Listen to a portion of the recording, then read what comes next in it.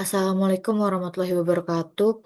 Perkenalkan, saya Gevera Zahira Zulfa dengan NIM 102042400040 dari kelas 2404. Pada video ini, saya akan mempresentasikan hasil pengerjaan tugas pendahuluan modul 3 mengenai implementasi machine learning untuk prediksi penyakit jantung menggunakan algoritma Naive Bayes. Studi kasus yang digunakan berasal dari Rumah Sakit Mayapadi, di mana tim IT rumah sakit mengembangkan sistem prediksi untuk membantu tenaga medis mendeteksi kemungkinan penyakit jantung berdasarkan data klinis pasien. Tahapan yang dilakukan pada praktikum ini meliputi data understanding, data balancing, classification, evaluation, hingga development menggunakan Streamline dan ngrok. Pada nomor satu, diminta untuk menjelaskan mengenai data imbalance pada klasifikasi heart disease. Data imbalance atau ketidakseimbangan data merupakan kondisi ketika jumlah data pada setiap kelas target tidak seimbang. Dalam kasus heart disease, label target terdiri dari dua kelas, yaitu target 1 menunjukkan pasien memiliki penyakit jantung, sedangkan target 0 menunjukkan pasien tidak memiliki penyakit jantung. Apabila salah satu kelas jumlahnya jauh lebih banyak dibanding kelas lainnya, maka model maka model machine learning dapat menjadi bias terhadap kelas mayoritas. Berikut sintaks yang digunakan untuk mengecek distribusi kelas target. Sintaks value counts digunakan untuk menghitung jumlah kemunculan tiap nilai unik pada kolom target. Tujuannya adalah untuk mengetahui apakah distribusi kelas sudah seimbang atau masih mengalami imbalance. Output yang ditampilkan menunjukkan target 1 526 data dan target 0 499 data. Jika jumlah target 0 dan target 1 berbeda cukup jauh, maka dataset dikatakan mengalami data imbalance, sehingga perlu dilakukan balancing sebelum membangun model klasifikasi. Pada nomor 2, dilakukan proses data balancing menggunakan random undersampling. Random undersampling adalah teknik menyeimbangkan dataset dengan cara mengurangi jumlah data pada kelas mayoritas agar sama dengan jumlah kelas minoritas. Tujuan metode ini adalah agar model machine learning tidak bias terhadap kelas tertentu. Pada sintaks pertama, dataset dipisah menjadi kelas mayoritas dan kelas minoritas berdasarkan kolom target. Selanjutnya dilakukan undersampling menggunakan fungsi sampel, yaitu mengambil data secara acak dari kelas mayoritas sebanyak jumlah kelas minoritas. Kemudian dataset digabungkan kembali menggunakan concat. Terakhir dilakukan proses shuffle menggunakan sampel frag sama dengan 1 agar urutan data menjadi acak dan tidak berurut dan tidak terurut berdasarkan kelas. Hasil output menunjukkan jumlah data target menjadi seimbang. Masing-masing kelas memiliki jumlah yang sama, yaitu 499 data untuk target 0 dan 499 data untuk target 1. Hal ini menunjukkan bahwa proses balancing berhasil dilakukan.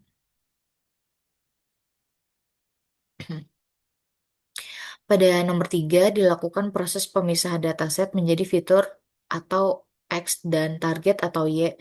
Kemudian dilakukan pembagian data menjadi data training dan data testing dengan rasio 80 banding 20. Tujuan pembagian data ini adalah agar data model dapat dilatih menggunakan sebagian data dan diuji menggunakan data yang belum pernah dilihat sebelumnya. Pada sintaks pertama digunakan fungsi drop target akses sama dengan 1 yang berfungsi untuk memisahkan fitur dari target. Kolom target dihapus dari dataset dan disimpan sebagai variabel X.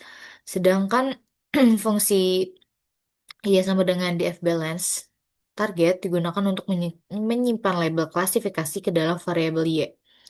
Selanjutnya digunakan fungsi train test split untuk membagi data menjadi data training dan data testing. Parameter test size sebesar 0,2 menunjukkan bahwa 20% data sebagai testing dan 80% digunakan sebagai training. Sedangkan random stage sama dengan 42 digunakan agar hasil pembagian data tetap konsisten ketika program menjalankan ulang. Output yang dihasilkan berupa data training memiliki 798 data, 798 baris data dengan 13 fitur, sedangkan data testing memiliki 200 baris data dengan 13 fitur. Hal ini menunjukkan bahwa pembagian data dengan rasio 80:20 berhasil dilakukan.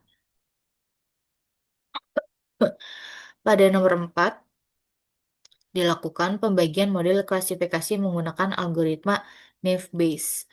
Naive Bayes merupakan algoritma machine learning berbasis probabilitas yang menggunakan teorema Bayes dengan asumsi bahwa setiap fitur bersifat independen satu sama lain. Pada studi kasus ini, model digunakan untuk memprediksi apakah pasien memiliki penyakit jantung atau tidak berdasarkan data medis pasien. Pada sintaks pertama, dilakukan inisiasi model menggunakan Gaussian NB yang berfungsi membuat objek model machine learning. Tahap berikutnya adalah training model menggunakan fungsi fit. Pada proses ini, model mempelajari pola hubungan antara fitur kesehatan pasien dengan target penyakit jantung berdasarkan data training. Setelah model selesai dilatih, dilakukan prediksi terhadap data testing menggunakan fungsi predik. Hasil predik disimpan ke dalam variabel YPRED. Output yang dihasilkan berupa 0, 1, 0, 1, 1, 1, 0, 0, dan seterusnya. Di mana nilai 0 menunjukkan pasien diprediksi tidak memiliki penyakit jantung, sedangkan nilai 1 menunjukkan pasien pasien diprediksi memiliki penyakit jantung. Hasil prediksi ini kemudian digunakan pada tahap evaluasi model. Pada nomor 5, dilakukan evaluasi model menggunakan Confusion Matrix. Confusion Matrix merupakan metode evaluasi untuk melihat performa model klasifikasi dengan membandingkan hasil prediksi model terhadap data aktual.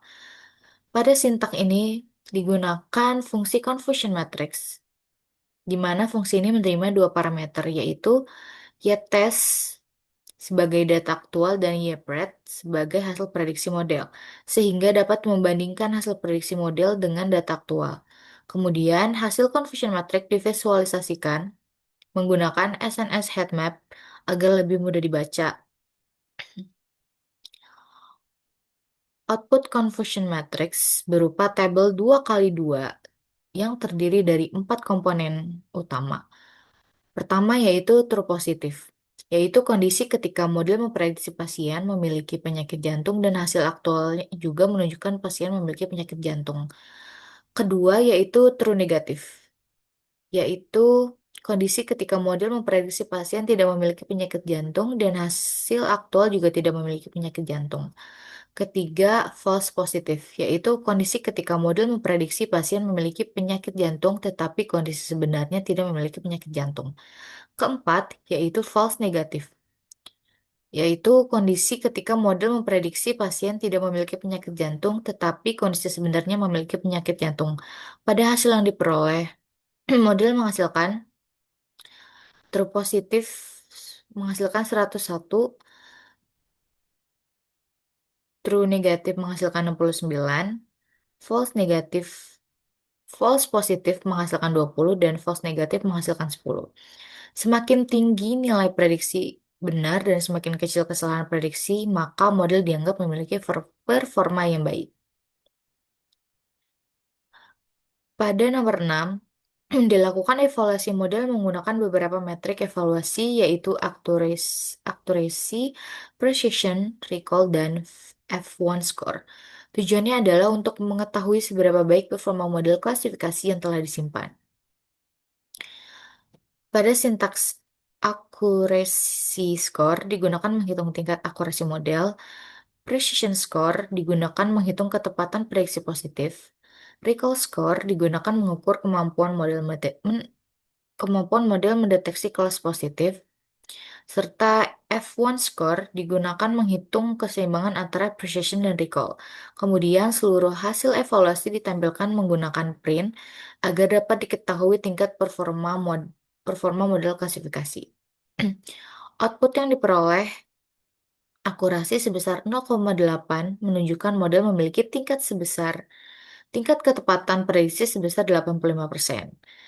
Precision sebesar 0,8347 menunjukkan bahwa sekitar 83,47% prediksi pasien terkena penyakit jantung memang benar. Recall sebesar 0,9099 menunjukkan model berhasil mendeteksi sekitar 90,99% pasien yang benar-benar memiliki penyakit jantung. Serta eh, F1 score sebesar 0,87006 atau sekitar 87,06% menunjukkan keseimbangan performa model cukup baik antara precision dan recall.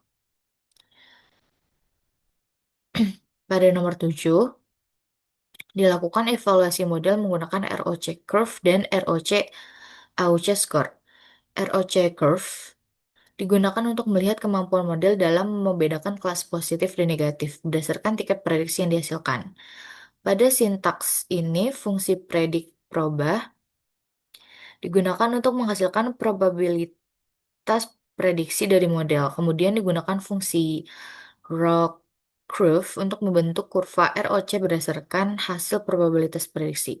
Selanjutnya, fungsi ROC AUC score digunakan untuk menghitung nilai AUC atau area under curve sebagai ukuran performa model klasifikasi. Output yang dihasilkan berupa visualisasi ROC curve menunjukkan hubungan antara true positive rate dan false positive rate.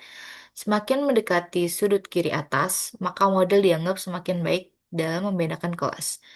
Pada hasil yang diperoleh, nilai ROC AUC score sebesar 0,8995 atau mendekati 1 yang menunjukkan bahwa model memiliki kemampuan klasifikasi yang sangat baik dalam membedakan pasien yang memiliki penyakit jantung dan tidak memiliki penyakit jantung.